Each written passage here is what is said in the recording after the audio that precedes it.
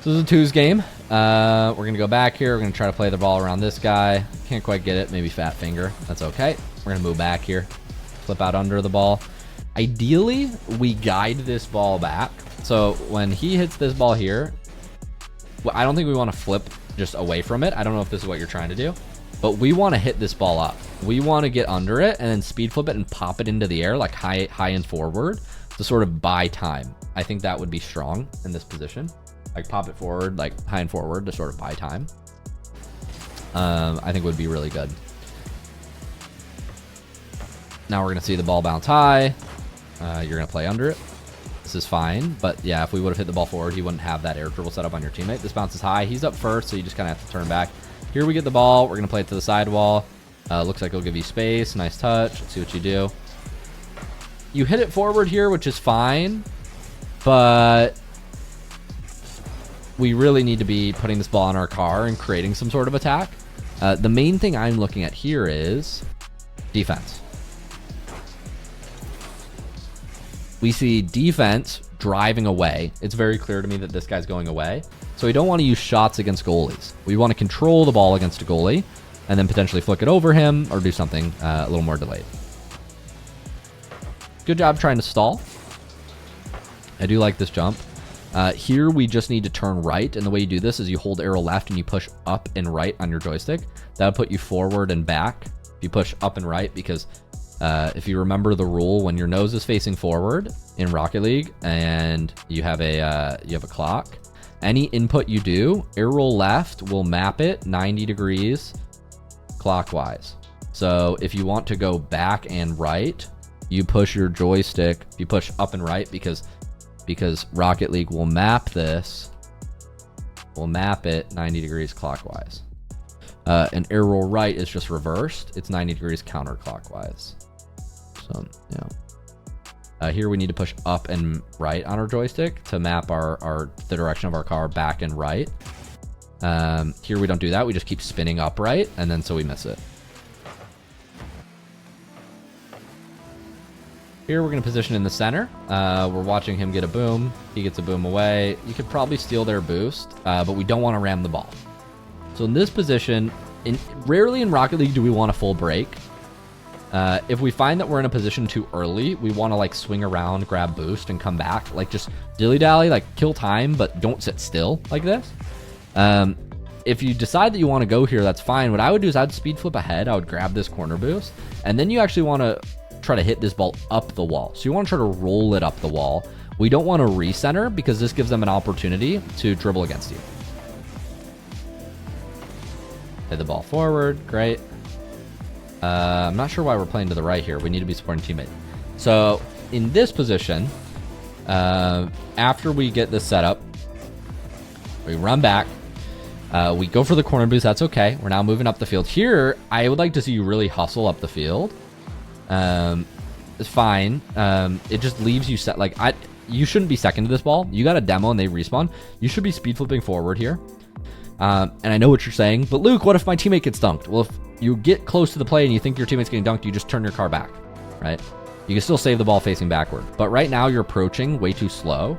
And what this is doing is you're not adequately supporting your teammate.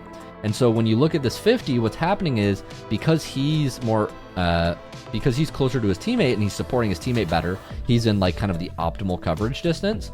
You're a little bit far. What's going to happen here is this ball's going to go to the side and the opponent is going to be first. He's also speed flipping to catch up to the ball, which you should be doing to try to win it. You still might have been able to win it if you didn't go full boost. But you're just conceding ball because of your positioning. Same thing here. So you're rotating back.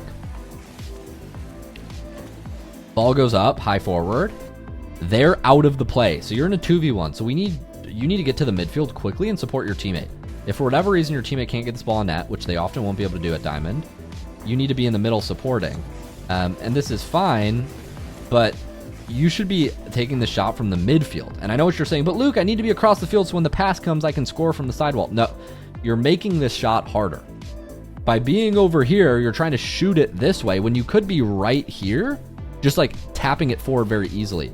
But instead we're like trying to strike the ball like from an angle, and it is a fairly simple shot, but you're making it harder on yourself because of the way you're approaching the ball. Just be in the midfield supporting your teammate earlier on. And instead of being on like the right side here, you should be at this pad in the midfield. And you'll have a lot more success. We go back to the left. Can't really go for this. We let him go. He fakes. Here we want to be doing a ground to air dribble, but I don't think we have the mechanics to do it. I'm not sure what you're going for here. Maybe you're going for a shot. Can't really tell exactly. In these positions, ground to air dribble is probably the best. We have a really nice bounce here. If we can jump up with it because the ball is bouncing up, this is a really good candidate for a ground to air dribble. Nice. We do play this forward. Might be able to get a shot as well. Close. Your teammate's going to finish it. Good play. As far as improvements go, here, me personally, I would love to just see this first touch be a shot. Like here, you can just jump, air roll right, and then shoot from the get-go. And I think this is just in their net. Like if you can do it properly, like take your time here, jump, take off. You have to yank down on the boost to really get behind this ball and then shoot. But you can do this with 2 flips. No reason that first shot can't be a little bit more powerful and just on net. But yeah, I think aerial shots are the biggest thing you can work on, Mo. Just so, like you just need to be able to consistently hit the ball and know that you can hit it at, you know, goal height, below goal height, even slightly above goal height, with power. Like that touch was solid. We want that to be happening every time, and you know, not get one of those touches, because like you get a good touch, and then this ball comes, and then this touch is not a very productive touch, right? So yeah, we just need to, like in this position, you need to back up. Like you could side flip here, like to hit it more strongly rather than diagonal dodging. Like here, after you make this touch, slam the brakes because he's obviously about to hit it, and you just kept driving forward, and that put you in a bad spot. If you didn't do that, you would have been fine, but then you should have side flipped it harder and more awkward above his head, so that way he can't just continue driving forward and making play. Yeah. Here, I like waiting for teammate to go by. Nice, playing it around 1. Nice, you really got nothing here, so just keep rotating.